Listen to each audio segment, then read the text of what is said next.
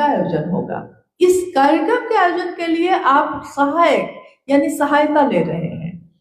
3 सूत्र, तीनों सूत्र के बारे में हम लोगों ने सुना है। ये तीनों सूत्र क्या है? मन ही मन, पहला सूत्र, मन ही मन अपने गुरु शिव को। ये पूरी पंक्ति सीधे मत बोलिए कि पहला सूत्र है दया मांगना, दूसरा सूत्र है चर्चा करना और तीसरा सूत्र है नमन करना। ये तो सीधे आपने एक एक शब्द उठाए हैं और कह के आप उतर गए। लेकिन ये 3 शब्द नहीं है तीनों सूत्र। इन तीनों सूत्रों में गूढ़ रहस्य है अध्यात्म का, और इतना गहरा है कि इन 3 सूत्रों की परिधि से बाहर अध्यात्म कुछ है ही नहीं। क्या है ये 3 सूत्र? क्यों करते हैं हम लोग? शिव के शिष्य, शिव को गुरु बनाकर शिष्य बन गए, तो हम 3 सूत्र क्यों करें? क्या परिणाम है इसका, और किस तरह और किस मंशा से करना चाहिए हमको? तो पहला सूत्र ये कहता है, मन ही मन अपने गुरु शिव को। ये मूक संप्रेषण, जब आपका मन हो, जब आपका मन महादेव को याद करता है, ये दीजिए, हे शिव आप मेरे गुरु हैं, मैं आपका शिष्य हूं, मुझ शिष्य पर दया कर दीजिए। क्या पंक्ति कह रही है? अपने गुरु शिव को, यानी वो शिव कौन है? वो भगवान भी है, वो महाकाल भी है, वो सबका है, सार्वजनिक है, यानी जो सबका होता है वो किसी एक का नहीं होता। ये हॉल सबका है, कोई इसको बुक करा के अपना कार्यक्रम कर सकता है। तो यहाँ टूटेगी दीवार, आप नहीं आएंगे बनवाने, क्योंकि आपका नहीं है। लेकिन आपके घर की दीवार अगर टूटेगी तो आप रात में ही बनाएंगे, क्योंकि ये मेरे घर की दीवार है, मेरी है। तो जो मेरा होता है हम उसकी परवाह करते हैं। मेरा सड़क पे कोई बच्चा ठंड से सिकुड़ रहा होगा अभी भी, कहाँ आप जाते हैं उसको गर्म कपड़ा देने? नहीं जाते। लेकिन मेरा बेटा, अगर उसको 2 कपड़ा है पहले से, तीसरा उसने पसंद कर लिया है, तो हम उसके लिए उसी समय तैयार हो जाते हैं खरीदने के लिए, क्योंकि वो मेरा है। साहब ने कहा नींव है ये पहला सूत्र, नींव है इस बात की कि आगे के सारे काम इसी पे होने हैं। अगर नींव मजबूत नहीं हो इस इमारत की, तो इस पे दीवारें मजबूत नहीं होंगी, इस पे और मंजिल मजबूत होकर नहीं बन सकेगी। नींव क्या है? शिव के लिए ये भाव कि वो मेरा है, इसी पे तो सारी चीजें टिकी हैं। वो मेरा है तो हम उसकी बात करेंगे, वो मेरा है तो हम उसको प्रणाम करेंगे, वो मेरा है तो हम हर पल मेरी याद में वो रहेंगे और हम दया मांगेंगे, झुकेंगे। हम अपनों के सामने झुकने में कोई लज्जा महसूस नहीं करते। जो मेरा है उसके सामने झुकने में हम लोग 1 सेकंड नहीं लगाते। दे दो ना माँ प्लीज, हाथ जोड़ते हैं, पैर पड़ते हैं, पैर पकड़ लेते हैं माँ का। माँ है, माँ के सामने झुकने में क्या लज्जा। लेकिन बाहर किसी के सामने झुकने के लिए कह दिया जाए तो बहुत दिक्कत है। तो पहला सूत्र यानी मन ही मन उस शिव से दया मांगना, अगर ये मजबूत हो गया, बार बार मन ने आपके मन ने, क्योंकि सूक्ष्म है वो शिव, और भाव भी सूक्ष्म होते हैं, प्रेम भी सूक्ष्म होते हैं, भक्ति भी सूक्ष्म होती है, शिव की सत्ता भी सूक्ष्म है। सूक्ष्म मतलब जो दिखाई नहीं देता। मेरा आपका शरीर दिखाई देता है, हाथ है तो दिखाई देता है, लेकिन हाथ के अंदर जो खून है उसको भी अगर काटिए तो वो भी दिखाई देगा। लेकिन आपके प्राण कहाँ है? दिखाई नहीं देते। जिसके कारण ये शरीर जीवित है वो दिखाई देता है कभी? नहीं देता। मन, हम कहते हैं कि मेरा आज मन है, या हम कहते हैं कि आज मेरा मन नहीं है। ये मन कहाँ है? अगर मन को ढूंढिए तो वो कहाँ दिखता है? आंख दिखती है, कान दिखता है, शरीर का अंग अंग दिखता है, लेकिन ये मन कहाँ है? तो मन कहीं नहीं दिखता, अदृश्य है, वो दिखाई नहीं देता। लेकिन आपके पूरे शरीर का संचालन वही कर रहा है जो दिखाई नहीं देता। आप कहते हैं कि शिव दिखाई नहीं देता, तो हम उसको अपना क्यों बनाएं? शिव दिखाई नहीं देते तो वो हमको दीक्षा कैसे देंगे? शिव दिखाई नहीं देते तो ज्ञान कैसे देंगे? हम कहते हैं ये बात, लेकिन आपका मन भी तो दिखाई नहीं देता, आपका संचालन वही करता है। अभी इसी क्षण बैठे हुए हम सब हैं यहाँ, अगले पल, अगले सेकेंड में आपके मन में क्या विचार आएगा आप बता सकते हैं? अभी तुरंत एक पंक्ति के बाद हम क्या बोलने वाले हैं हमको भी नहीं पता, आप क्या सोचने वाले हैं आपको भी नहीं पता। तो जब यहां तक पता नहीं कि अगले पल में हम क्या सोचेंगे, मेरा दिल अभी जिसको प्रेम करता है, एक बार कोई आके उसके बारे में कुछ बताता है और तत्क्षण उसी समय उसी हृदय में उसके लिए नफरत पैदा हो जाती है। अभी अभी जिसके लिए जान देने की बात करते थे, एक बात किसी ने आके क्या बताई कि उसी दिल में नफरत पैदा हो गई। यानी आपके दिल पे भी आपका इख्तियार नहीं, आपके भाव, आपके विचार, आपका मन किसी चीज पे विश्वास नहीं, कभी भी बदल सकता है। उसी मन पे जो अदृश्य है, एक मशीन मान लीजिए, साहब श्री ने कहा ये मन क्या है?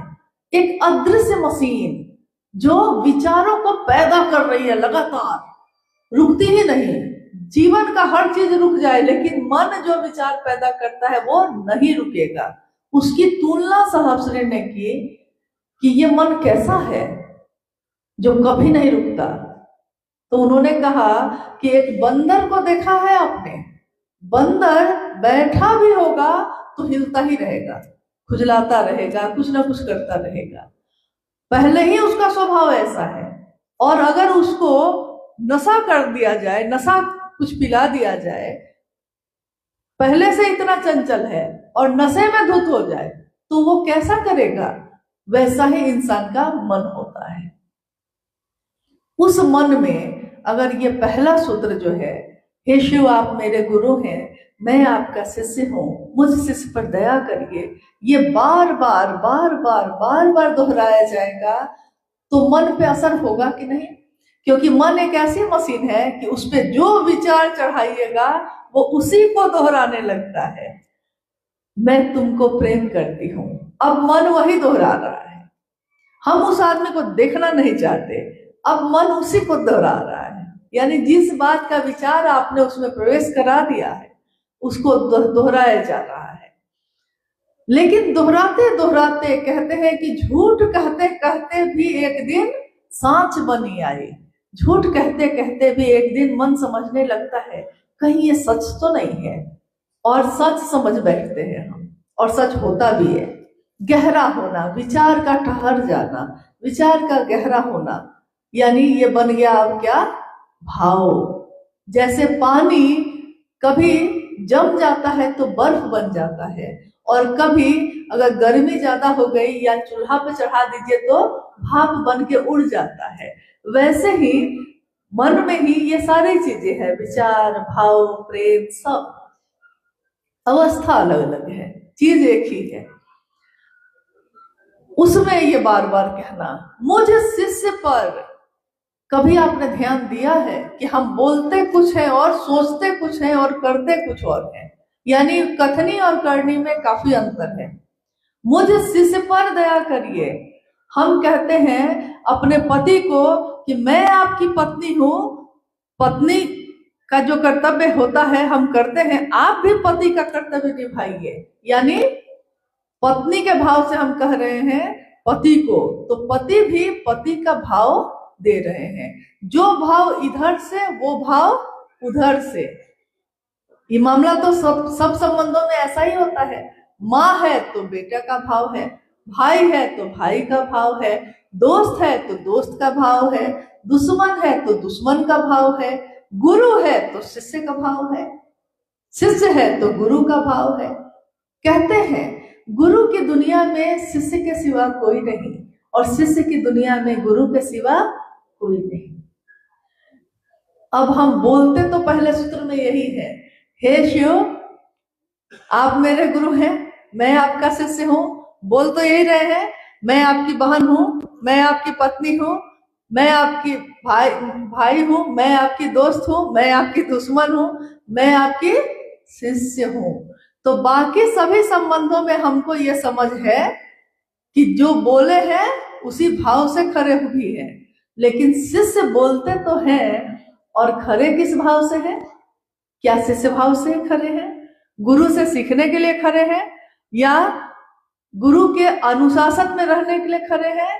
नहीं, वहां बोली में तो ये बोलते हैं, लेकिन भाव ये है कि मेरे पति की नौकरी लग जाए, मेरे भाई की शादी हो जाए, मेरा बेटा मैट्रिक पास कर जाए, मेरे पेट में दर्द है तो दर्द ठीक हो जाए। नहीं, बोलते तो यही है हम लोग। यानी महादेव हमारा लक्ष्य थे ही नहीं कभी, महादेव हमारी मंजिल थे ही नहीं कभी। अगर महादेव मेरा लक्ष्य होंगे, महादेव मेरी मंजिल होंगे, तो हम दूसरी चीज कैसे मांगने लगे उनसे? जो मंजिल होंगी, महादेव तुम मेरी मंजिल हो। जैसे माँ भवानी, उन्होंने क्या किया? कहा उन्होंने पति रूप में प्राप्त करना चाहा महादेव को, तपस्या की, साधना की। क्या कहा? वरहूं शंभु नहीं तो रहूं कुंवारी। वर करेंगे तो सिर्फ शंभु तुम्हारा, नहीं तो कुंवारे रहेंगे, लेकिन दूसरे का वरण नहीं होगा। यहाँ तो बोल रहे हैं हम, कुछ कर रहे हैं कुछ और। तो थोड़ा इस बोली में कोशिश करिएगा कि जो बोल रहे हैं उसी पे हम टिके भी रहें। अब दूसरे सूत्र में हम लोग बात करते हैं शिव की चर्चा का। शिव की चर्चा आज तक इतिहास में कहीं भी आपने देखा होगा, रामायण कथा होती है, महाभारत कथा होती है, शिव पुराण की कथा होती है, शिव चर्चा ये शब्द कभी सुना है? शिव शिष्यता से पहले, शिव को गुरु बनाने से पहले आपने कहीं भी किसी ग्रंथ में, किसी मत में शिव चर्चा ये शब्द सुना है? कभी नहीं सुना है। चर्चा करना मतलब बात करना, क्योंकि हम इस दुनिया में रह के अब हमारा परिवेश वैसा नहीं है कि हम तपस्या करने जंगल में जा सकें। कितने लोग जा सकेंगे? अगर अभी कहा जाए तो हम में से कितने लोग जा सकेंगे? कोई जाना चाहते हैं तपस्या के लिए? कोई नहीं जाना चाहता। किसी को कहा जाए कि ब्रह्मचारी बन जाइए, घर गृहस्थी छोड़िए, चलिए, अब कितने लोग हो सकता है? 1-2 लोग चल दे। बाकी लोगों का क्या होगा? यहाँ तो जगत गुरु की बात हो रही है। यानी जगत का एक एक व्यक्ति जैसा भी है वो शिव को अपना गुरु बना सकता है और शिव की चर्चा कर सकता है। जीवन में रहते हुए जीवन मुक्त होना, गृहस्थी है, बच्चा है, परिवार है, व्यापार है, नौकरी है, सारा काम करते हुए और तब शिव के ध्यान में रहना, आप क्या समझते हैं? ये मामूली साधना है। आज तक के इतिहास में कोई साधु और संत भी ऐसा नहीं कर सका, क्योंकि शिव के ध्यान में जाने के लिए उसने जगत की सारी चीजों को छोड़ा, अपने शरीर को, अपने मन को तपाया, तब कहीं जाके ईश्वर के ध्यान में वो आ पाया।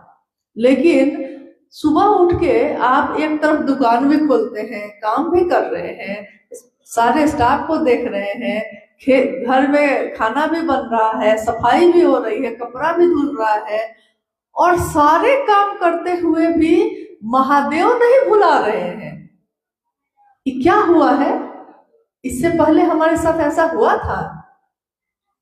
ये कौन आया? रोशन हो गई महफिल जिसके नाम से।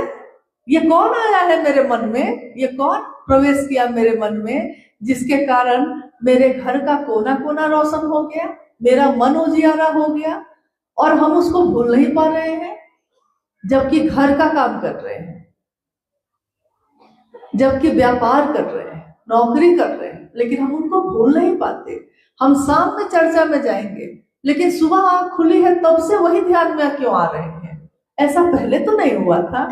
नहीं, पहले तो हमारे दिल की हालत ये नहीं थी कि आंख खुली है तो दूसरा सारा काम करते हुए भी ध्यान में वही आ रहा है कि जाएंगे शाम में, लेकिन याद तो सुबह से ही है, जाएंगे कल, लेकिन सोते समय भी याद उसी की है।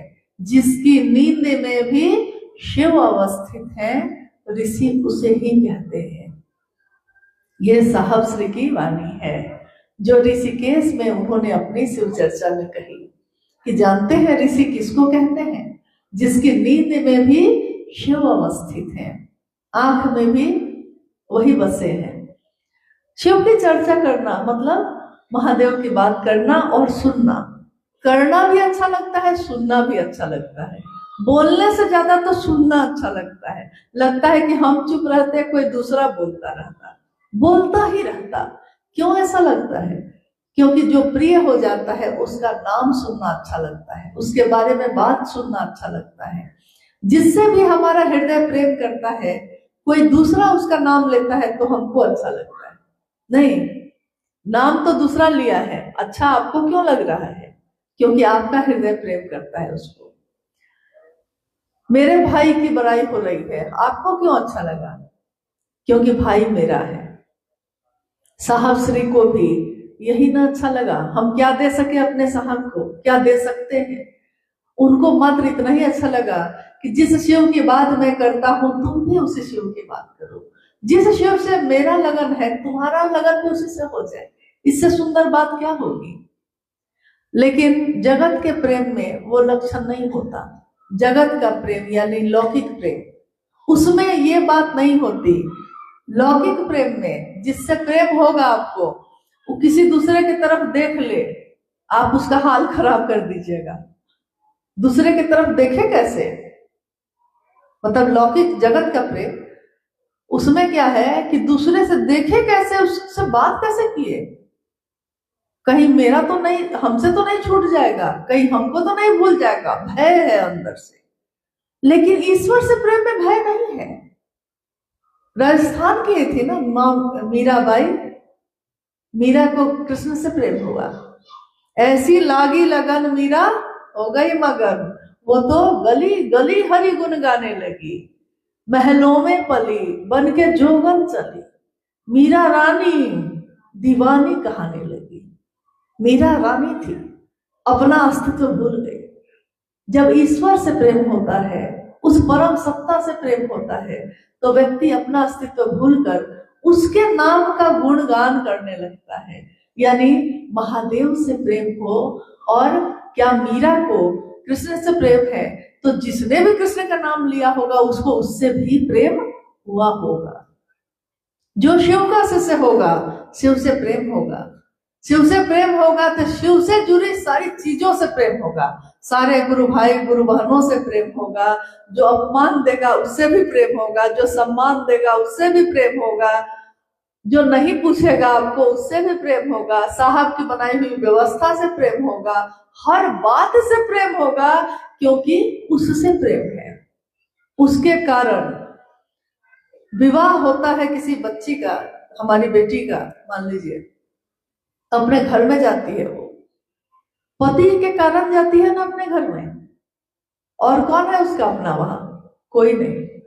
लेकिन पति अपना हुआ है तो इसके कारण वो पति के माँ को भी माँ समझती है, पिता को भी पिता समझती है, देवर को भी भाई समझती है, ननद को भी बेटी समझती है। क्यों? क्योंकि प्रेम तो पति से हुआ है ना, वो उससे हुआ तो उससे जुड़ी सारी चीजों से हो गया, उससे हो गया तो जो उसके लिए है वो मेरे लिए है। ऐसा ही है अध्यात्म जगत में भी प्रेम, जो उसके लिए है वो मेरे लिए भी है। शिव की चर्चा शिव के लिए करना, साहब ने यही कहा, अपने लिए नहीं। दूसरों को समझाना इसलिए कि तुम समझ सको, क्योंकि हम नहीं समझ पा रहे हैं। तो शिव की चर्चा में दूसरा सूत्र जो है उसके पीछे एक ही नियम काम करता है कि जितना दूसरे को समझाइएगा उतना खुद समझेंगे। जितना महादेव के पास किसी दूसरे को पहुंचाने की कोशिश कीजिएगा उतना खुद पहुंचिएगा। स्टेशन आपको पहुंचाने हम चले हैं और आपके साथ हम भी देखते हैं पहुंचे हुए, पहुंचाने तो आपको गए थे। तो ये गहरा होता जाता है। महादेव गुरु के रूप में आपसे और कुछ नहीं चाहते, कुछ नहीं मांगते। पूजा पद्धति में आप उनको दूध जल धतूर बेलपत्र सब चढ़ा सकते हैं, लेकिन गुरु और शिष्य परंपरा में गुरु जो ज्ञान देता है शिष्य उसके लिए कृतज्ञ होता है, कृतज्ञ होता है इसलिए गुरु दक्षिणा देता है। लेकिन महादेव को गुरु दक्षिणा में क्या दीजिएगा? महादेव को आपके पैसे से क्या काम, महादेव को आपके भोजन से क्या काम? शिव चर्चाओं में इसीलिए साहब ने कभी भी इस बात को बढ़ावा नहीं दिया कि आप बहुत प्रसाद चढ़ाइए, बहुत व्यवस्था करिए, क्योंकि उन्होंने कहा शिव की चर्चा इसको करने का हक हर गरीब से गरीब गुरु भाई को है। वो अपने घर में शिव चर्चा का आयोजन कर सके, इसके लिए आपको सबको वैसा काम करना होगा ताकि जगत का एक एक व्यक्ति इस काम को कर सके। हमारे पास पैसा है तो हम तस्वीर लगा लेते हैं, हमारे पास व्यवस्था है तो हम लोगों के लिए बैठने की व्यवस्था कर लेते हैं, मिठाई खिलाते हैं, खीर खिलाते हैं। लेकिन उनका क्या, जो प्रतिदिन कमाते हैं और रोज सोचते हैं कि अगले दिन क्या खाएंगे, क्या उनको ये हक नहीं है कि वो शिव चर्चा का आयोजन करें? हक है। इसलिए शिव की चर्चा बोरा बिछा के भी हो सकती है, धरती पे बैठ के भी हो सकती है, और किसी के आंगन में, किसी के छत पे, किसी के दरवाजे पे, कहीं भी हो सकती है। इसमें कोई नियम नहीं। इसमें कोई रख दिया तस्वीर तो हटाते भी नहीं है, किसी ने खिला दिया है तो खा लेते हैं, कोई नहीं खिलाता है तो मांगते भी नहीं है। नहीं, यानी किसी भी परिस्थिति में वो शिव की बात कर सकता है, इसके लिए कि उसने शिव के लिए शिव को चाहा है। और तीसरे में नमन करने की प्रक्रिया है। नमन यानी आपका मन झुकेगा तभी ना। और नमन की प्रक्रिया सबसे सुंदर है अजपा जप। रुद्राक्ष की माला पे तो हम लोग करते हैं, 24 घंटे में एक बार आप कर सकते हैं, लौकिक कष्ट कम होंगे, ये भी बात सच है। लेकिन लौकिक और पारलौकिक दोनों कष्ट अगर कम करने हो तो अजपा जप ही, यानी सांस पे नमः आया और शिवाय उतरा, ये तरीका सर्वोत्तम विधि है शिव शिष्यों के लिए। शिष्यानुभूति जिसमें साहब ने ये पंक्ति लिखी भी है और कहा भी है। शिव शिष्यों के लिए क्यों कहा उन्होंने? क्योंकि शिव शिष्य गिनती में अपने महादेव को प्रणाम नहीं करते, उनका मन जब करेगा, अपना है ना वो, अरे अपने हो तुम इसीलिए तो हाल सुनाने आया, नहीं अपने हो तुम, इसलिए तुमको जब चाहे हम प्रणाम करते हैं, जब चाहे आपसे दया मांगते हैं। लेकिन अगर आपके लौकिक कष्ट आप चाहते हैं कि कुछ कम हो ताकि आप महादेव का काम कर सकिए, तो आप 24 घंटे में एक बार नमः शिवाय से 108 की माला पे भी कर सकते हैं। लेकिन सर्वोत्तम विधि अजपा जप की है। अब इन तीनों सूत्रों में कोई कर्मकांड नहीं है, कोई नियम वर्जना नहीं है। आप जहां है, जैसे है वैसे स्वतंत्र रूप से कर सकते हैं, जैसे आपका मन हो। अब शिव शिष्यता में 2-3 चीजें हैं जिसका उपयोग हम लोग करते हैं। ये 3 सूत्र तो हो गए। हम हाथ में कंगन पहनते हैं, हम किसी के नाम की घोषणा करते हैं तो जगह जगह महादेव से करते हैं, कहते हैं। आप लोग भी करते हैं, कंगन पहनते हैं, हाथ में कंगन है। कभी आपने सोचा है कि कब से ये शिव से लोग कंगन पहनते हैं? कभी किसी से पूछे कि कब पहली बार शिव से कंगन पहनने लगे? 12 दाना का रुद्राक्ष का क्यों पहनने लगे? क्या कारण है? क्या सुनी बात है। हाँ ठीक है, खुद ही लोगों ने निर्णय ले लिया कि हमको किस हाथ में पहनना चाहिए, आपको किस हाथ में पहनना, खुद ही कर लिया। महादेव ने कोई नियम नहीं लगाए, हम लोगों ने लगाने शुरू कर दिए। आदमी का ये स्वभाव है। सन 1974 में साहब श्री ने शिव को अपना गुरु बनाया। ये तो आपने सुना, आपने पहले भी सुना होगा। आरा एक जिला है बिहार में। आरा जिला के कोई है यहाँ? अच्छा है, 1-2 लोग हैं, ठीक है। वहीं के शमशान भूमि में उस समय साहब श्री पटना में लॉ कॉलेज में कानून की पढ़ाई करते थे और प्रतिदिन रात्रि में शमशान साधना में जाते थे। लेकिन लोगों को, यानी शरीरधारी गुरुओं की परंपरा में कितने लोगों को उन्होंने गुरु बनाया, हर जगह वो निराश हुए। ये आपने अभी सुना है, शिव शिष्यता की पृष्ठभूमि में आपने सुना भाई सुरेंद्र जी से कि हर जगह हताश और क्लांत हुए, हारा हुआ मन, पूरी तरह टूटा हुआ मन। कल्पना करिए कि अगर हम पानी में डूबने लगे और कोई सहारा नहीं हो हमको। लोग कहावत कहते हैं कि तिनके का भी सहारा होता है, और वो तिनका भी आपके पास नहीं हो और हम पानी में डूब रहे हैं, तिनका भी सहारा नहीं है। उस समय आपके मन की अवस्था क्या होगी?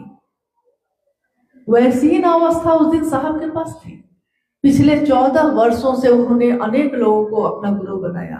हर जगह छल मिला, हताशा मिली, निराशा मिली, और टूटे हुए मन से, बिना विश्वास के, बिना किसी श्रद्धा के, नफरत थी गुरु के नाम से। उन्होंने कहा कि आप तो फिर भी महादेव पे थोड़ा श्रद्धा रखते हैं, विश्वास है आपको, मुझको तो कुछ भी नहीं था, क्योंकि गुरुओं ने बड़ा ठगा था, मुझको छला था। तो मैंने उस मन से शिव को अपना गुरु बनाया। और गुरु बनाकर जब वो लौटे सन 1974 में, तो उन्होंने मां नीलम आनंद जी को पत्र लिखा, जिसमें उन्होंने लिखा कि नीलम, मैंने शिव को अपना गुरु बना लिया है, तुम भी शिव को अपना गुरु बना लो। मां नीलम आनंद बहुत आनंदित हुई, मेरे पति को एक ठौर मिला, महादेव मिले, इससे सुंदर बात क्या होगी। बड़ी प्रसन्न हुई। फिर जब वो लौटी, और उसके 2-3 वर्षों के बाद ही, बीच में ही सन 1974 में ये घटना हुई है, और सन 1975 यानी 1 वर्ष के बाद ही नमः शिवाय वाली घटना हुई, जो आपने अभी सुना है। ध्यान से सुने हैं आप लोग कि नहीं सुने थे?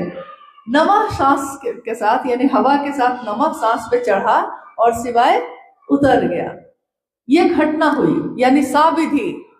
अभी मैंने आपको कहा है, शिव शिष्यों के लिए सर्वोत्तम विधि है अजपा जप, क्योंकि जो शिव के शिष्य के साथ घटा, वही ना शिव शिष्यों के लिए महादेव की तरफ से आया है। और महादेव की तरफ से क्या आया था? साविधि, विधि के साथ। साहब श्री के सांसों पे नमः चढ़ा और शिवाय उतर गया। तो शिव शिष्यों के लिए तो शिव से यही आया था। ये हुआ 1975 के बाद 2-3 वर्षों के अंदर ही साहब श्री बिहार प्रशासनिक सेवा में उत्तीर्ण हुए और डिप्टी कलेक्टर के रूप में उनका चयन हो गया। पहली पोस्टिंग उनकी गया में एक जगह पे 2-3 महीने के लिए हुई, लेकिन उसके तुरंत बाद पलामू एक जिला है, अब झारखंड में है, मनातूगढ़ का नाम आप लोग ने सुना है कभी? मनातूगढ़, जैसे यहाँ है नाहरगढ़, आमेरगढ़, यहाँ तो गढ़ ही गढ़ है जयपुर में, नहीं, लेकिन हमारे झारखंड में भी कुछ गढ़ है, यानी किला, यानी राजा का परिवार जिसमें रहता था, या बहुत बड़े जमींदार लोगों का परिवार जिसमें रहता था। मां नीलम आनंद जी का जन्म स्थान मनातूगढ़, ये आज पलामू जिला में है, और ये पलामू झारखंड में है।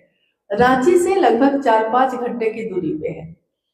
मनातूगढ़ में, उसी पलामू जिला में मनातू से पहले एक और प्रखंड है, उसका नाम है पाटन।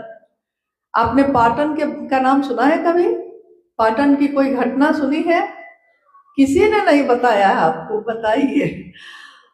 साहब का ससुराल हुआ मनातूगढ़, और उससे पहले प्रखंड आता है पाटन। तो डिप्टी कलेक्टर के रूप में, यानी बीडीओ के रूप में पहली पोस्टिंग उनकी हुई पाटन, और तब तक वो शिव को अपना गुरु बना चुके थे, मां नीलम आनंद को बता चुके थे, और पोस्टिंग उनकी हो गई वहीं पाटन में। अब शिव को गुरु बना के उन्होंने पहले की सारी क्रियाओं को छोड़ दिया, कोई कर्म कांड नहीं, कोई मंत्रों का जप नहीं, कुछ भी नहीं करते थे, छोड़ दिया। उन्होंने कहा भी, महादेव को गुरु बनाओ और चादर तान कर सो जाओ, महादेव खुद जगा लेगा तुमको। तो उन्होंने सारी क्रियाएं छोड़ दी। लेकिन अब उनके जीवन में क्या हो रहा था? उनके जीवन में ये हो रहा था कि जो वो सोचते सो हो जाता, जो वो कहते सामने वाले को सो हो जाता। विचित्र घटनाएं होने लगी। घर के पूजा घर में बेलपत्र की बारिश होने लगी। पूरा डब्बा चावल का खाली है, आटा का खाली है, और मां नीलम आनंद बाहर निकली है, साहब बैठे हैं। मां कहती हैं आटा खत्म हो गया है, किसी को भेज दीजिए। साहब कहते हैं जाओ देखो होगा। माँ कहती है अरे मैं अभी देखकर ही तो आई हूँ, स्त्री से ज्यादा किसको पता होगा कि घर में क्या है क्या नहीं। उन्होंने कहा कि मैं देख के तो आई हूँ, भेजिए ना किसी को। और साहब कहते हैं कि मारो उसको जाके। और माँ थोड़ा सा झुंझलाते हुए वापस लौटती है कि सुन नहीं रहे हैं। फिर मन में एक बात होती है, क्या ऐसा क्यों कहा। तो वो डब्बा हटाती है, डब्बा हटाती है तो देखती है कि पूरा डब्बा आटा से पूरा लबालब भरा हुआ है। कितनी घटनाएं ऐसी हुई उसी जगह पे।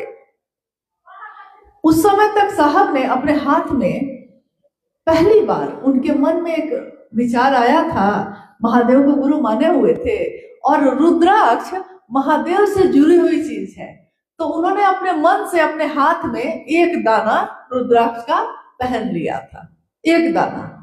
फिर कुछ दिन तक वो एक दाना ही पहने रहे। कुछ समय और बीत गया, फिर उनके मन में आया कि 11 पहन लेते हैं, क्योंकि महादेव का एक और रूप है, एकादश रुद्रात्मिकता जो ताकत है उनकी, रुद्र यानी जीव को रुलाकर मुक्त करने की जो ताकत है उनकी, उनका एक रूप है एकादश रुद्रात्मिकता शक्ति। तो उन्होंने ये सोचा मन में कि महादेव के 11 की जो अंग विज्ञान में 11 की गणना है, तो हम 11 रुद्राक्ष मान लेते हैं। तो उन्होंने अपने हाथ में एक से में और 10 शामिल किया और हो गए 11। तो उन्होंने 11 दाने पहनने शुरू किए। उसी पाटन में एक घटना घटती है। रात हो गई है, रात के 9 बज रहे हैं। 9 बजे रात में अचानक दरवाजे पे खटखटाहट हुई।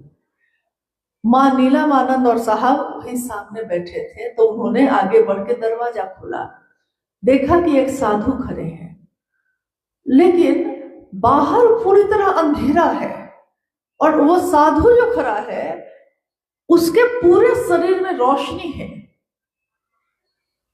माँ नीलमानंद के मुंह से अनायास निकला उस समय कि आप इस समय यहाँ क्या कर रहे हैं, ये कोई समय है आने का। मतलब 9 बजे, और पाटन तो गांव ग्रामीण क्षेत्र था, तो 7-8 बजे तो लोग अपने दरवाजे को बंद करके सो जाते थे। शहर में ना लोग जगे रहते हैं, गांव में तो आज भी लोग जल्दी सो जाते हैं। माँ नीलमानंद जी ने कहा साधु से, आप यहाँ क्या कर रहे हैं, जाइए कल आइएगा। साधु ने कहा घबराओ मत, मैं अपना ही आदमी हूं। और यह कह के जो बरामदे में बेंच थी रखी हुई उस पे वो बैठ जाते हैं। और माँ नीलमानंद खड़ी है, तब तक साहब भी आके खड़े हो जा रहे हैं, कौन है। और वो साधु उनसे तरह तरह की बात करने लगता है। उस बात को करते करते कुछ बातें जो उन्होंने की उस दिन, उसमें एक बात उन्होंने ये भी कही कि रुद्राक्ष का दाना पहने हो तो 12 पहनो। साहब ने कहा कि 12, तो माँ नीलमानंद जी ने कहा कि रुद्राक्ष का दाना तो नहीं है हम लोग के पास, ये तो 11 पहने हुए हैं, लेकिन और दाना तो है नहीं मेरे पास। तो साधु ने अपने बाएं हाथ के में जो रुद्राक्ष का कंगन पहना हुआ था, उन्होंने दोनों हाथ में था, तो बाएं हाथ वाले में दाहिने हाथ से जोर से ऐसे रगड़ा, तो वो टूट गया। टूटा, उसमें से एक दाना निकालकर उन्होंने दीदी के हाथ में दे दिया और 11 जो दाने थे वो अपनी झोली में डाल लिए और कहा कि तुम लोग जाओ अंदर जाओ, बाहर अंधेरा है। माँ नीलमानंद उनको कहने लगी कि नहीं आप आइए बैठिए, लेकिन उन्होंने कहा कि जाओ ना तुम, अंधेरा है बहुत बाहर। और जैसे ही वो पलटती है तो देखती है कहीं कुछ नहीं है, पूरा अंधेरा है और कोई साधु नहीं, कुछ भी नहीं। वही दाना साहब ने अपने कंगन में फिर शामिल किया, 12 दाने का कंगन। और उसके 2 वर्षों के बाद उन्होंने देखा कि शिव पुराण में लिखा है कि रुद्राक्ष के दाने अगर हाथ में कलाई में आप धारित करिए तो 12 दानों का करना चाहिए, क्योंकि वो एक विज्ञान है। 12 राशि, 12 ज्योतिर्लिंग, इस 12 सूर्य इस विज्ञान पे आधारित है। ये घटना कब की है? सन 1981 की। 81 से ही धीरे धीरे फिर बाकी सारे शिवकेशे से जैसे जैसे साहब के संपर्क में आते गए और कलाई में कंगन पहनने लगे। अब आप कहिएगा क्या कंगन पहनने से कोई शिव का शिष्य होता है? तो नहीं, कंगन पहनने से नहीं होता, वो तो उसका मन ना शिव का शिष्य होगा। कंगन मदद करता है आपको शिव शिष्य होने में या शिव की चर्चा करने में। जैसे दिल्ली में, यहाँ आने से पहले दिल्ली में जहां मेरी बेटी पढ़ रही थी, जब उस प्रांगण में हम गए तो एक व्यक्ति जो सिक्योरिटी गार्ड का काम कर रहे थे खड़े थे और अनायास मेरी नजर चली गई हाथ पे। हाथ में कंगन था और मेरे मुंह से निकला, गुरु भाई है क्या? और वो हंसते, हाँ जी मैं गुरु भाई हूँ, आप कैसे जाने? और वो भी पहचान गया, मतलब पहचान गए तो उनको भी आश्चर्य लगे कि हम वहां कैसे हैं। देखिए क्या रिश्ता बनाइए।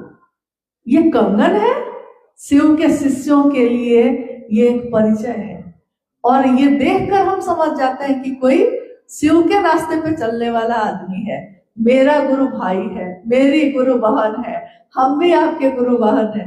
मतलब देखिए क्या रिश्ता बनाया साहब ने कि हाथ में कंगन देखकर एक तो ये भाव जग जाता है। दूसरा, कोई ऐसा व्यक्ति जिसने शिव को गुरु नहीं बनाया है वो आपके हाथ में देखकर पूछ बैठता है कि आप कंगन पहने हैं रुद्राक्ष का, आप क्या तपस्वी हैं, क्या साधु हैं? पूछने लगता है साध्वी है आप? और हम कहते हैं कि ना हम लोग तो गृहस्थ हैं। गृहस्थ आश्रम में रह के हम सभी शिव शिष्यों ने शिव को अपना गुरु बनाया है और जगत के एक एक व्यक्ति ने बनाया है शिव मेरे गुरु हुए हैं। और ये कहते कहते हम लोग शिव चर्चा शुरू कर देते हैं। यानी इतनी सुंदर बात, इसके लिए मदद मिलती है। शिव का काम करने में कंगन मदद करता है, जैसे तीनों सूत्र मदद करते हैं। अब आप लोग की कोई जिज्ञासा है, और भी बहुत सारी बातें हैं, लेकिन समय का थोड़ा अभाव तो रहता ही है। एक दिन में तो सारी बात हो नहीं सकती है। मुझको लगता है कि शायद आप में से बहुत ऐसे लोग होंगे जिन्होंने ये जाना ही नहीं, साहब दीदी के जीवन को नहीं जाना है, शिव शिष्यता कैसे आई ये नहीं जाना, क्यों शिव के शिष्य कंगन पहनते हैं, क्यों शिव के शिव अजपा जप करते हैं, क्यों शिव के शिष्य गली गली घूमते हैं, क्या मिलता है? एक डिप्टी कलेक्टर को क्या मिलता था ये करके? राजघराने की बेटी राजमने नीलम आनंद को क्या मिलता था ये करके? ये कभी जानने की कोशिश करिए, लोगों से बात करिए, पूछिए। कुछ नहीं बताता है कोई तो उनकी लिखी हुई किताब है, आप अनमिल आखिर की घटनाओं को पढ़ सकते हैं। आओ चले शिव की ओर पढ़ सकते हैं। साहब की लिखी हुई शिष्य अनुभूति है, सन 1990 में उन्होंने लिखी थी शिष्यानुभूति, एक शिष्य की अनुभूति अपने गुरु के लिए। वो किताब तो फ्री मिलती है, मुफ्त मिलती है, मुख्यालय से आप मंगा सकते हैं। आप यहाँ से अगर कोई कहेंगे तो यहाँ हम लोग भेज देंगे, ताकि साप्ताहिक चर्चा स्थलों पे आप उसका उपयोग करिए, उसको पढ़िए। और इससे आपको ये भी तरीका पता होगा कि सिर्फ भजन करना शिव की चर्चा नहीं होती, शिव की बात करना शिव की चर्चा होती है। आइए अब हम लोग कुछ जिज्ञासाओं पे बात कर लेते हैं, क्योंकि आप लोग भी दूर से आए हैं और काफी देर से बैठे हैं। कोई जिज्ञासा है भाई?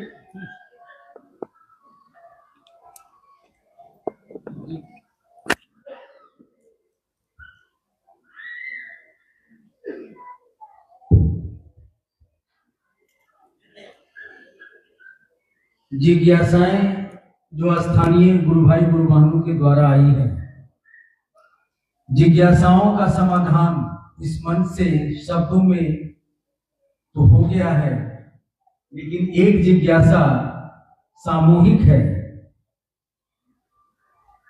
कुछ लोग शिव चर्चा में भिन्न भिन्न देवी देवता का भजन गाते हैं, जबकि साहब ने कहा है शिव चर्चा में चर्चा करने के लिए समझाने पर नहीं समझते। क्या किया जाए जिससे गुरु कार्य जयपुर ही नहीं पूरे राजस्थान में तेज हो, कृपया बताया जाए। गुरु कार्य कैसे तेज हो? जो जिज्ञासा अभी पढ़ी गई आपने सुना। जिज्ञासा ये है कि बहुत जगहों पे गुरु भाई गुरु बहन सभी देवी देवताओं के भजन गाते हैं शिव चर्चा के आयोजन में, मतलब शिव चर्चा रखी गई है उसमें। अभी जितने लोग आप लोग उपस्थित हैं, आप में से किन्हीं के यहाँ ऐसा होता है? अगर होता है तो थोड़ा हाथ उठाइएगा। आप लोग सब कोई भजन गाते हैं? खूब भजन। थकते हैं कि नहीं? और शिव चर्चा नहीं करते हैं? शिव चर्चा 1, भजन 4। अच्छा ठीक है, तो भजन 4, 5, 10, 20 भी हो सकता है, लेकिन चर्चा 1। बेचारी चर्चा बहुत कमजोर है भाई। कोई उसको रहा ना, कोई देखा ना रहा। क्या?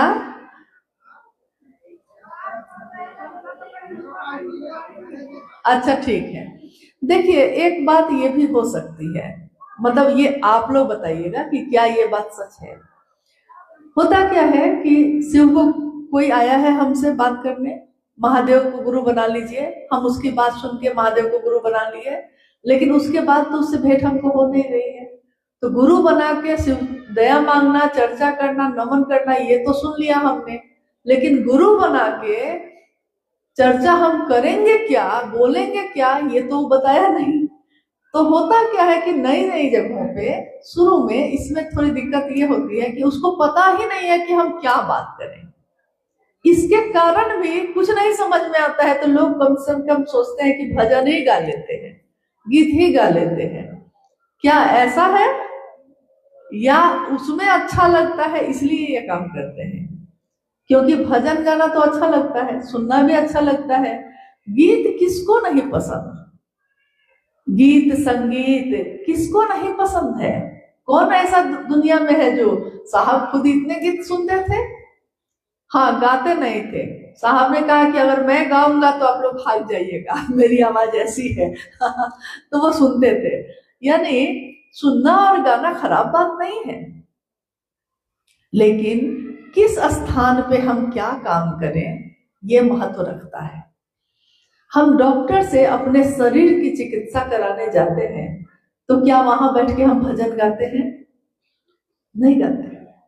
क्या वहां हम अपने घर की बात करते हैं? नहीं, डॉक्टर सुनेगा ही नहीं। वो कहेगा कि तुम हो पेशेंट, हम हैं डॉक्टर। तो बस डॉक्टर, पेशेंट बन के आए हो, पेशेंट बनो, बीमारी बताओ, दवा लिखते हैं, खाओ और जाओ। नहीं, स्कूल में बच्चा गया है पढ़ने, अब उसके माँ बाप क्या करते हैं, किस राज्य से आया है, क्या खाता है, क्या पीता है, मास्टर को उससे क्या मतलब? यानी वहां भी काम नहीं चलेगा। कभी कभी आयोजन होते हैं, जैसे शिवरात्रि का आयोजन हम लोग करते हैं, उसमें हरा भोला हरा शिवा का संकीर्तन होता है, 1.25 घंटा, 3 घंटा, 5 घंटा लोग करते ही हैं। लेकिन उसकी भी गरिमा होती है, उसमें भी देह हाथ छोड़ के नाचने नहीं लगते हैं।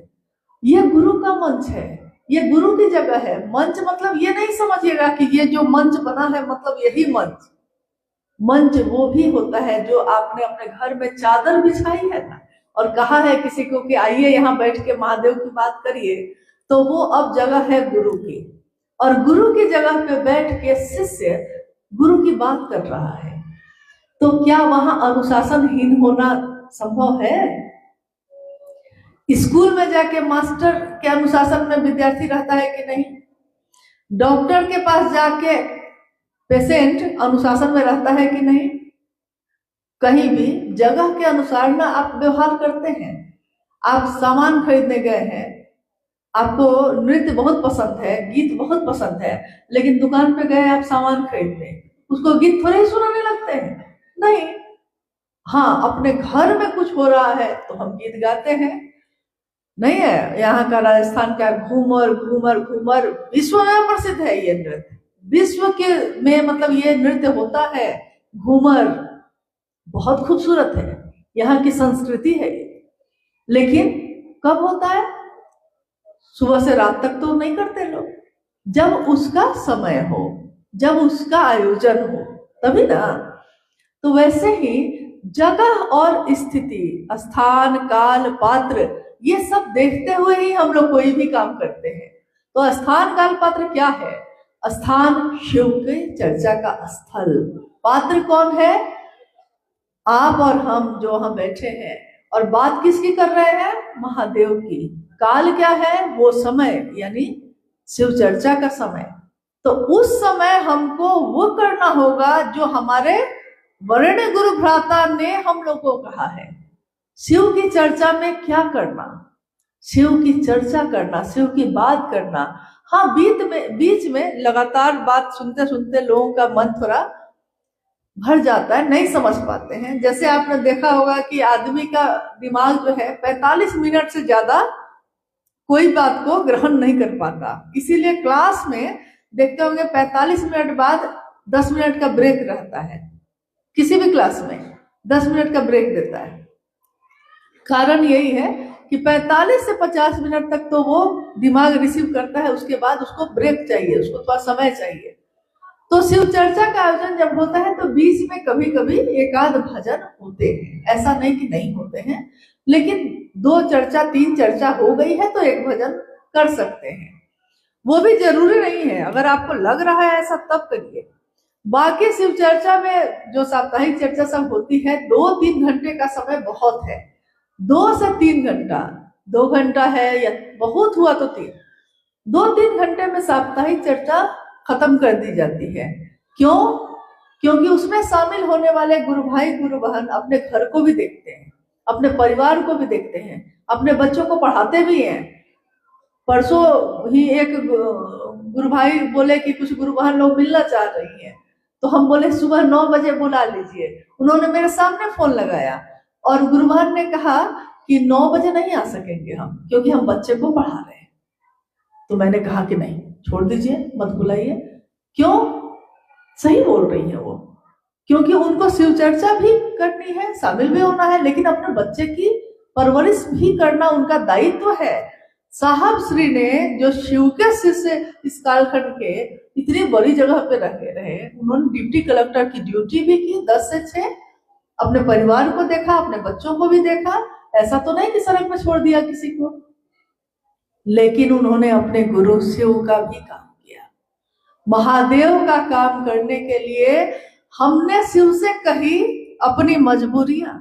हम लोग महादेव से अपनी मजबूरी कहते हैं महादेव को कि महादेव मेरे पास समय नहीं है, हाँ हम व्यस्त रह गए, क्या करें, सब कुछ तो हो पाता है, महादेव का काम नहीं हो पाता। मैंने शिव से कही अपनी मजबूरियां, शिव को लेकिन ये सारे बहाने लगे। मैंने महादेव से कही अपनी मजबूरियां, मैंने शिव से कही अपनी मजबूरियां, शिव को लेकिन ये सारे बहाने लगे। और दुनिया कहती है अरे महादेव को छोड़ो ना, अपना काम देखो। तो शिव का शिष्य थोड़ा भी अगर जुड़ा है ना तो वो कहेगा कि शिव से एक पल में कैसे बिछड़ जाए हम, जिनसे मिलने में हमको जमाने लगे, जमाना लग गया तब कहीं जाके महादेव मिले हैं, और आप कहते हैं कि उनसे बिछड़ जाए, उन्हीं को छोड़ दे। हम उन रिश्तों को भी नहीं छोड़ते जिन्होंने हमें सिर्फ दुख दिया है, फिर भी हम उन रिश्तों को नहीं छोड़ते, फिर भी हम उनको ढूंढते हैं और मिलने पे आह्लादित होकर गले से लगाते हैं, जबकि उन्होंने तकलीफ दी है, नफरत दी है। और महादेव ने तो करुणा बरसाई है, महादेव ने तो दया बरसाई है। तो उनको छोड़ने की बात हर समय करते रहते हैं, क्योंकि महादेव कुछ नहीं बोलते। भाई को छोड़ेंगे तो वो बोलेगा ना, परिवार को छोड़ेंगे तो बोलेगा, पति को छोड़ेंगे तो तलाक लेना पड़ेगा। लेकिन महादेव को छोड़ने में क्या है? महादेव है क्या? जब मन किया पकड़े, जब मन किया छोड़े। और महादेव छोड़ दे तब महादेव की दुनिया में हम रहते हैं। ये पूरी दुनिया किसकी है? मेरी, आपकी? किसने बनाई इस दुनिया को? हॉल को किसी ने बनाया होगा, लेकिन धरती को किसने बनाया? हवा को किसने बनाया? ये अग्नि, ये आकाश, ये जल, सब कुछ किसने बनाया? जो महादेव की बनाई हुई चीज है वो बेशकीमती है, उसकी कोई कीमत ये दुनिया नहीं लगा सकती और ना वैसी चीज बना सकती है। बेशकीमती है हर वो चीज जो महादेव ने बनाई है, लेकिन क्योंकि वो मुफ्त में मिल गई ना हमको, इसलिए हम उसकी कदर नहीं करते। महादेव भी बैठे बैठे मुफ्त में मिले ना, तो हम लोग कहते हैं कि समय होगा तो करेंगे। ये दर्द पूछिए साहब हरिंद्रानंद जी से, जिनको कितनी पीड़ाओं से गुजरने के बाद महादेव मिले, इसलिए उनके नजर में अपने गुरु की कद्र है। और क्योंकि उन्होंने हमको आपको उस पीड़ा से बचा लिया, उस कांटों की चुभन से बचा लिया, इसलिए हम लोग उसकी कद्र नहीं कर रहे। हम कहते हैं हमारे पास समय नहीं, और महादेव के पास अगर हमारे लिए समय ना हो तब क्या होगा? महादेव को कैसा लगता होगा? आपकी संतान आपको कल अगर उपेक्षित कर दे तो आपको कैसा लगेगा? और महादेव को हम उपेक्षित करते हैं और ये भी नहीं सोचते कि उनको कैसा लगता होगा। कभी तो थोड़ा सोच लीजिए, कभी तो थोड़ा उस दर्द को महसूस करने की कोशिश करिए जो साहब और दीदी ने भोगा है, जिससे वो गुजरे हैं। इसलिए निवेदन करते हैं हम लोग कि महादेव की चर्चा में कम से कम उस घर को छोड़ दें। हम महादेव की चर्चा में ये नृत्य और लगातार भजन ऐसा ना करें हम, क्योंकि कलंकित होंगे शिव। लोग ये नहीं कहते कि कमलावती दीदी के चर्चा में ऐसा हुआ, सुशीला दीदी के चर्चा में ऐसा हुआ। कोई ऐसा कहता है क्या? लोग कहते हैं शिव चर्चा में ऐसा होता है।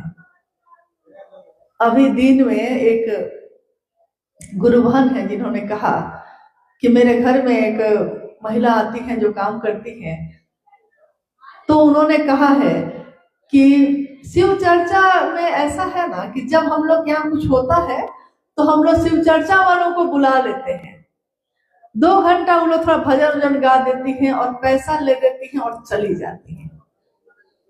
और मैंने उनको कहा कि अच्छा हुआ, या शायद उन्होंने सुना ही होगा, साहब ने इस बात को न सुना इन कानों से। क्या गुजरती होगी उन पे। उन्होंने हम सबका परिचय क्या बनाना चाहा और हमने अपना परिचय क्या बना लिया। उन्होंने तो चाहा कि लोग आपको हमको देखें और कहें कि शिव के से जा रहे हैं, और हम लोगों ने अपना परिचय बना लिया कि शिव चर्चा वाले जा रहे हैं। अभी भी समय है, इस जीवन में कम से कम अपना परिचय तो ऐसा बनाइए कि कहीं से गुजरिए, किसी से बात करिए तो उसको शिव याद आए। और व्यापार करने के लिए, कमाने के लिए बहुत काम है। बहुत लोग गीत गा के कमाते हैं, शादियों में गीत गाते हैं। राजस्थान की ही एक जगह है जहाँ सुना है मैंने कि जब किसी की मौत हो जाती है और कोई रोने वाला नहीं होता, रुदाली, मतलब उसमें रोने वालों को बुलाया जाता है पैसे देकर या सामान देकर। तो कमाने के लिए तो बहुत रास्ते हैं, दूसरे रास्तों में कमा लीजिएगा, लेकिन अगर थोड़ी भी कद्र हो तो हाथ जोड़ के ये कहते हैं कि महादेव के काम में ऐसा मत करिएगा। कम से कम अपने साहब दीदी के लिए मत करिएगा, अपने महादेव के लिए ऐसा मत करिएगा, क्योंकि उन्होंने हमेशा करुणा बरसाई है और बदले में हम शिव के शिशु को ये दे, ये तो सही नहीं होगा। और कुछ है? अब आज की जो ये संगोष्ठी है अपने समापन की तरफ है। घटनाएं अनंत हैं, हरि कथा अनंत, हरि अनंत, हरि कथा अनंता। हरि भी अनंत है, हरि की कथा भी अनंत है। शिव की दुनिया में शिव की बात भी अनंत है, असीम है, और साहब और दीदी की बात भी असीम है।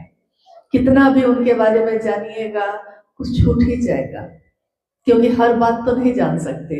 शिव के तत्व को नहीं जानते, शिव शिष्य के तत्व को नहीं जानते, लेकिन जितना भर जानते हैं, जितना हमने सोचा है, जाना है, उतने भर में ही हम कहते हैं कि हम उनको बस प्रणाम कर सकते हैं और कुछ नहीं कर सकते। तव तत्वम न जानामि, हे शिव आपके तत्व को हम नहीं जानते। तव तत्वम न जानामि कीदृश्योसि महेश्वर, हे महेश्वर आप कैसे दिखते हैं, आपके तत्व को हम नहीं जानते। नहीं, या दृश्योसि महादेव तादृशाय नमो नमः, आप जैसे दिखते हैं देवों के देव महादेव, आप जैसे हैं जो हैं, हम आपको इन आंखों से नहीं देख पाते। आप हैं कण कण में, लेकिन इन आंखों से तो आपको हम देख नहीं पाते। तो आप जो हैं जैसे हैं, हम सब आपको प्रणाम करते हैं। और इस धरती पे जो राजस्थान की इतनी खूबसूरत धरती है, आप यहाँ बसे हैं, आपने इसको अपना घर बनाया है और अपने घर को हम लोग सुंदर से सुंदर बनाना चाहते हैं, सजाना चाहते हैं, रोशनी से, सजावट से, रंगोली से, फूलों से।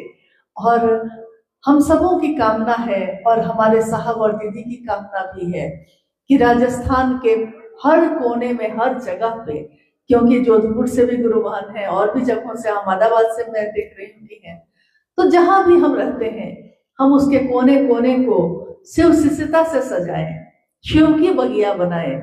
अलग अलग फूल तो हैं, हम लोग अलग अलग फूल है ना, कोई गुलाब का है सुगंध देता है, कोई दुर्गंध भी देता है, कोई कमल का फूल है कीचड़ में खिलता है, और कोई गुलाब की तरह डालियों में कांटों के ऊपर चढ़ के खिलता है। साहब हरिंदरानंद जी ने कहा है कि गुलाब कांटों पे चढ़ के ही खिलता है, लेकिन दुनिया गुलाब की सुंदरता और उसके सुगंध को देखती है, कांटों की तरफ कोई देखता भी नहीं। इसलिए बनना है तो गुलाब बनिए, मतलब शिव की शिष्यता अपने दिल में खिलाइए। आप किन कांटों पे चढ़ के खिले हैं कोई नहीं देखेगा, लेकिन आपके दिल में जो शिव शिष्यता का फूल खिला है उसको दुनिया देखेगी, उससे दुनिया सुवासित और सुगंधित होगी। तो यही कामना है कि हम लोग का आना और आप लोग से बात करना थोड़ा भी सार्थक अगर होगा तो हम समझेंगे कि हमने अपने गुरु के लिए कुछ तो किया। दो बात सुन के भी अगर आपके कदम शिव की तरफ चलेंगे तो इतना ही हम लोगों के लिए काफी होगा। हम अपने गुरु के लिए कृतज्ञ हो सकेंगे और बाकी जीवन रहा तो फिर मिलते रहेंगे इस रास्ते पे, क्योंकि रास्ता भी एक है, गुरु भी एक है और हम सबकी मंजिल भी एक ही है। तो जब चलना तय है कि एक साथ ही चलना है, तो आइए सब मिलके चलते हैं सुंदर मन से, बहुत सुंदर तरीके से अपने महादेव के लिए। आप सभी के चरणों